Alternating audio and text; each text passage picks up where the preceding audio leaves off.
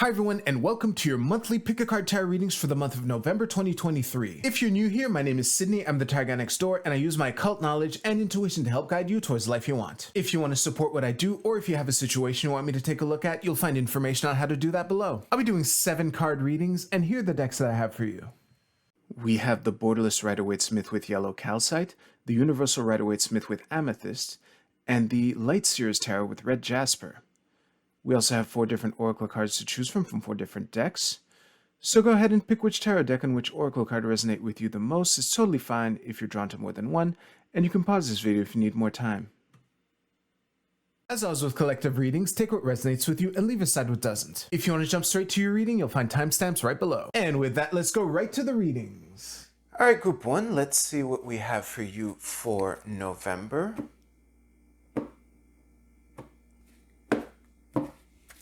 So in your present energy, well, this is nice. I'm not sure how to read the 6 of Coins reversed just yet. One thing is for sure, things are always looking good when the worst card in your reading is a 6 of Coins reversed, you know? I guess I'm just going to skip to the past energy, which led into the present, and we have a wake-up call. Oh, well, now things might make a little sense, in the sense that maybe not heeding the wake-up call, although what's making me hesitant to say that is, if it was that, I would read the Knight of Coins reversed and it's upright. So I'm a little doubtful of that. Let's look into your incoming energy, and we have the 7 of Swords reversed, and the advice cards, we have 8 of Coins, Queen of Coins reversed, with the Chariot at the bottom of your deck. I'm going to stare at these cards and see what we have. I'm going to pull a clarifier on the 6 of Coins reversed. This is by far the card that's confusing me the most, and I have the feeling that this is what will snap the meaning of all of this into place. And we have the Ace of Cups reversed. Okay. Give me a second. All right, I actually didn't pause long at all. The Ace of Coins reversed is basically saying to be gentle with yourself. The reason I was so confused about the 6 of Coins reversed is because that's what it was saying. And actually, the Queen of Cups as the supporting advice card where it was should have been enough for me to get it, but I'm glad the Ace of Cups came through. But all that to say is that don't cut yourself short, Group 1. You have done a lot of progress to get to where you are, and it's important to realize that transformations don't happen overnight. Rome wasn't built in a day. This is a strong nod to the 8 of Coins, which also made it pretty clear what was happening, especially under the Knight of Coins, which, as I said at the very top of this reading, had my initial wrong impression been correct, I would have expected the Knight of Coins reverse. This is the workhorse of the tarot, supported by the card of gradual improvement through repetition. So what I would say for you, Group 1, is that good on you for having answered the call, and balance, how can I say this? Make the best of this moment to become the best version of yourself. And that does include taking care of yourself and not pushing yourself too hard. Which might be part of what this 6 of Coins reverse was saying as well. Be on the lookout for opportunities in the future, because I think that the fact that this 7 of Swords is a reverse is a delay. I see, especially in the context of all this reading, I see the 7 of Swords as a potential corner that may arise for you to cut in a profitable way. Just be on the lookout for that. Obviously, don't do anything actually stupid, but with the championship of the Chariot supporting the entire reading at the bottom of your deck, things are looking good. So thank you very much for watching. If you liked your reading, please give this video a like. You can use the timestamps in the description below to jump to your Oracle card reading. I'll see you there.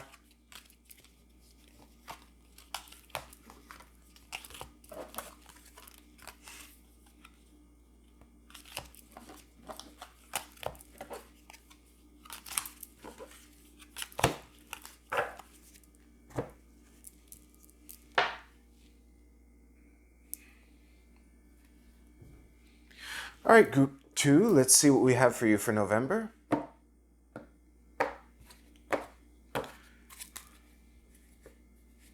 Oh, Team Amethyst. Anyway, in your present energy, this is interesting. I see a shift in energy for you, but beginning, because the message in the Hangman is one of wisdom through unique wisdom, is a nice way to summarize the message of the Hangman. And the warning of the Hangman is one of stagnation, which is why seeing it accompanied by the Eight of Cups reversed is interesting to me. Not sure how to interpret it just yet, but we are 3 cards into a 7-card reading. And in the past, we have the Hierophant. So either mentorship or coaching. Again, difficult to read right now. In the incoming energy, we have Temperance. Okay, so I sense a seizing of the opportunity. Don't panic, group 2. Give me a second here. I'm going to look at these cards. I'll see you right now. Okay, so there are 2 main tracks that this reading can take, depending on the meaning of the Hierophant here. Because something that I say a lot about the Hierophant is that there are 3 people in this card. There's the Hierophant, obviously, and there are the 2 disciples below him, which is why, where the meanings of this card come from, with the mentorship, the tradition. But from the mentorship angle, there's the perspective of the mentor and of the protege. And depending on who this reading is, who you are in this reading, it might take a slightly different flavor. But there's definitely a warning of a potential to miss an opportunity due to inaction, and that inaction comes from either not receiving advice that is good, that isn't being received for some reason. We'll get to that, or one of trying to advise someone who isn't listening to you. And look, for those of you who are the mentor, like for those of you who are sitting in the middle here in the Hierophant's chair, then the message of this reading is basically, it would be useful for you to listen to what I'm about to say to your protege. But the message for you basically is that people need to come to Jesus on their own. As someone who's tried and failed to help people so many times, it's really a question of getting them curious, and to see after that it's up to them, Now, to the protege who's been listening to me, the thing is, when we intake new information, I think I know, oh shit, I've known people like this. I'm so glad I realized this. Okay, all of a sudden I know exactly what to say to your protege. So sometimes when you're learning a new skill, you learn the fundamentals and you learn how to, the best practices and all that stuff. And you, the creative person that you are, you have all these great ideas on how to do it, right? And the thing is, sometimes students break fundamentals for artistic reasons without a solid enough understanding of the fundamentals to break the rules in a way that's cool. and it ends up breaking the rules in a way that's weird or whatever. I'm speaking at this from improv comedy is specifically what I'm drawing from. I've met and seen a bunch of improvisers, and yeah. So to you, my protege, I would say.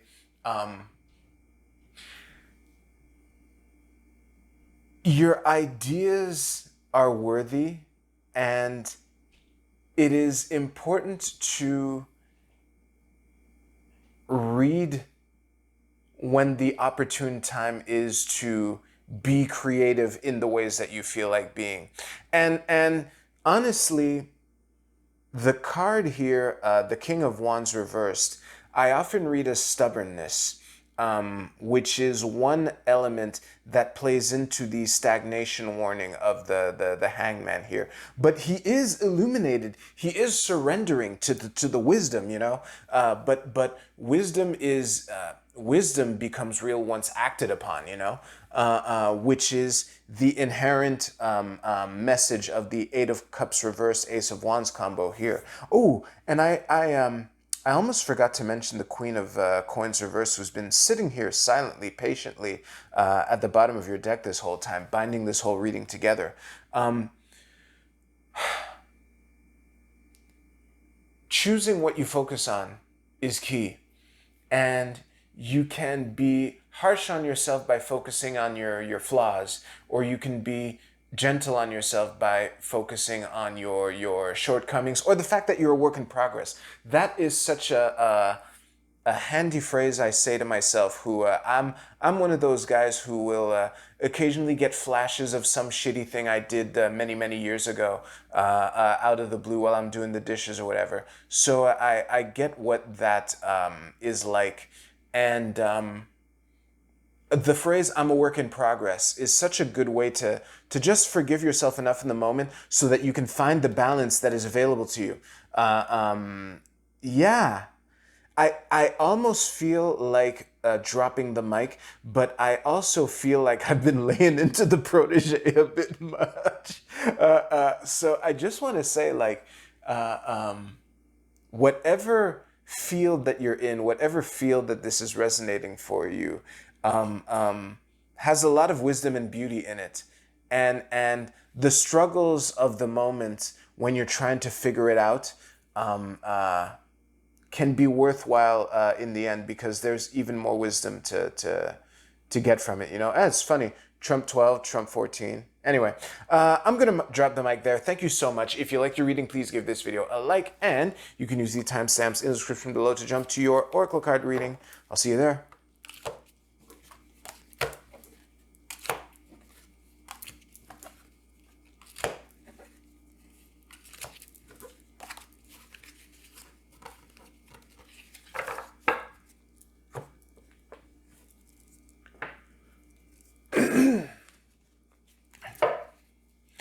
All right, group 3, let's see what we have for you for November. Oops. So, in the present energy, what is this? The Hermit, nice. The Page of Coins, and the Seven of Swords, nice. Listen, these are 3 of my favorite cards in the deck, honestly. So, the trouble I'm having is knowing where to begin. I sense a some kind of upgrade or new level or new paths opening up based on wisdom and figuring out your own way to do things. You know, like when you figure out how to let your freak flag fly in a way that people are happy to see, you know, that kind of vibe. It's really interesting. And in the past leading up to this, we have the Queen of Wands reverse. So it looks like you've earned the right to be happy for where you where you are right now, group 3. That's really nice. Honestly, I don't have much to say. Let's go right into the future energy. And we have the Chariot reversed.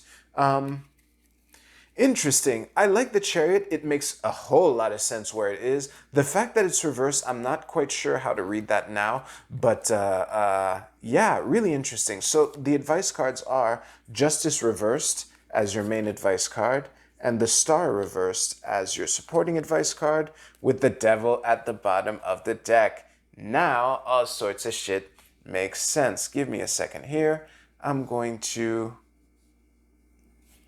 the devil at the bottom of the deck. All right, I'm going to stare at these for a couple minutes. Group 3, with great power comes great responsibility. And the funny thing about that phrase is that there are two main flavors, two main ways to interpret this reading, and that sentence applies well to both. So it all comes down to what this Seven of Swords means in your reading. Because what is clear is that you've gained a lot of knowledge and wisdom and insight to make it to this point. And the thing about the Seven of Swords, I often go on rants about how the Seven of Swords gets a bad rap. It's about finding alternative solutions to problems. A lot of people associate it with lying, cheating, and stealing. And I think it's unfair. Usually, the way that I think it's unfair to automatically associate it with that card is what I mean. Usually for me to associate the card that way, I need to see it come up in reverse. It is upright, but it is also accompanied by the devil, and they're right here side by side, you know? So it's difficult for me to ignore that aspect of it. And that's what leads us into these three cards here with the Justice reversed, Chariot reversed, Star reversed. You have a lot of major arcana cards in this reading, Group 3. It's looking like November is going to be a pretty big month for you. But the two main flavors, or the two main ways to interpret this reading, is either one of when you reach a new level of responsibility, the consequences for mistakes are bigger. Basically, there's no getting around that. With great power comes great responsibility. I remember back when I worked in car rental, when I got promoted to manager, the first time I made a mistake that was actually pretty bad, and when the manager above me was yelling at me, I was like, holy shit, being yelled at as a manager is way worse than if you're, just some employee, So but that comes with the responsibilities of being a manager that puts you in the spot that you can make mistakes at that level. And it's part of a learning process, and you're being invited to go on that learning process, because that's part of how you can take the highest potential that you're capable of and ground it into the world, I fucking love the Page of Pentacles. It's my favorite court card for reasons I won't get into. But anyway, the other way, the shadier aspect of the Seven of Swords here, especially with this devil here. To the people that I was just talking to about the sometimes when you're at the level, the consequences of it can be worse, better and worse. You get both extremes. In moments like that, a lot of self-doubt starts to creep in. So really be careful not to take this man's hand, or in the classic card, to like walk up to the devil and take the chain up from off the ground and put it around your neck. You don't need to do that in times like that, even though it can be hard to go through that. Just remember where how you've earned the right to be where you are, basically. And now I can go back to the shadier potential aspect, especially with Justice reversed here. That's another indicator of how to potentially read this. Is when you've outclassed people, sometimes there's temptation to abuse your power and abuse the advantages that you have on people. So I really, if you are the kind of person who needed to be told this, I just want to invite you to, as you're enjoying your newfound skills, enjoying your newfound responsibilities, when temptation comes to, grab a little extra inch for the inch that was given, to ask yourself, is this who I want to be? And given the people who come to my videos, I doubt this applies to many, if any of you. But yeah, I just wanted to throw that out there because that's another way to interpret this card. Again, the Seven of Swords is upright. I tend to interpret it as good sneaky, not bad sneaky. But with the Devil here and Justice reversed, it's difficult to ignore the negative aspect of it. So yeah, I just wanted to throw that out there. So yeah, I think I'm gonna end that reading there. Don't forget that you're a champion. You know, the heavy is the head that wears the crown or whatever. You know, it comes with leveling up in life. Yeah, anyway, if you liked this reading, please give this video a like. And if you don't want to watch me pick up your cards, you can jump ahead a couple seconds with the timestamps in the description below to jump to your Oracle card reading.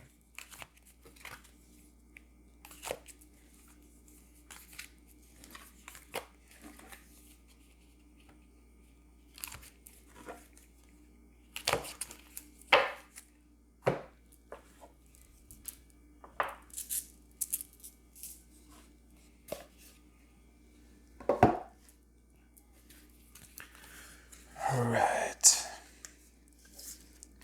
There we go.